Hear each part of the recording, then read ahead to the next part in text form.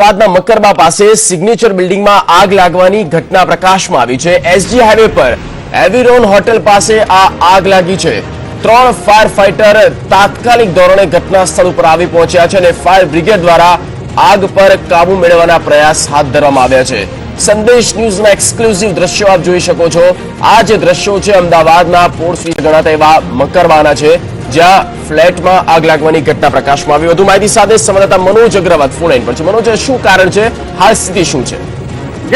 અડધો કલાક પહેલા જે મકરબાદનું જે સિગ્નેચર બિલ્ડિંગ છે ત્યાં આગ લાગવાની જે બનાવ સામે આવ્યો છે, તાત્કાલિક ફાયર બ્રિગેડને જે જાણ કરવામાં આવી હતી ને 3 જેટલા ફાયર ફાઈટરો છે તે ઘટના સ્થળે દોડી ગયા છે અને આગ બુઝાવવાનું કામ ચાલુ છે। જો કે આ જે બનાવ બન્યું છે તેમાં એક વ્યક્તિ અંદર ફસાયો હોવાની પણ હાલ શક્યતા છે, તો તેનું પણ રેસ્ક્યુ ઓપરેશન ફાયર બ્રિગેડ દ્વારા કરવામાં આવ્યું છે। જો કે આગ લાગવાનું કારણ હજુ સુધી જાણી શકાયું નથી। પ્રાથમિક તબક્કે શોર્ટ સર્કિટનું કારણ હોઈ શકે છે, પરંતુ તે બાબતની તપાસ છે તે બાદમાં હાથ ધરાશે।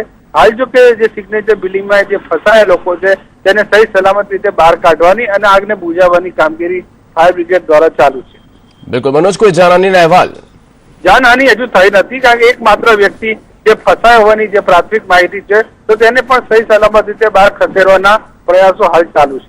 મનોજ, જે સંપૂર્ણ જે ઘટના પ્રકાશમાં આવી છે ત્યારે આ ઘટના બન્યા બાદ જ્યારે ફાયર બ્રિગેડને જાણ કરવામાં આવી, શું તેઓ તાત્કાલિક ધોરણે પહોંચ્યા હતા કે થોડોક સમય લાગ્યો હતો? વધુ વિગતો?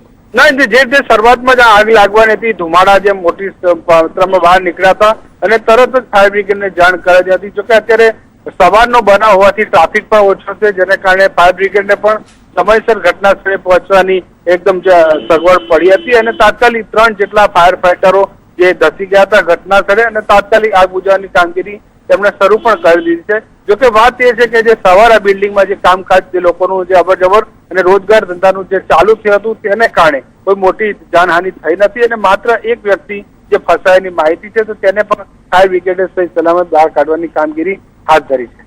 મનોજ, ફાયર સેફટી અંગે શું અપડેટ છે? ફાયર સેફટી હતું કે નહીં? જી મનોજ।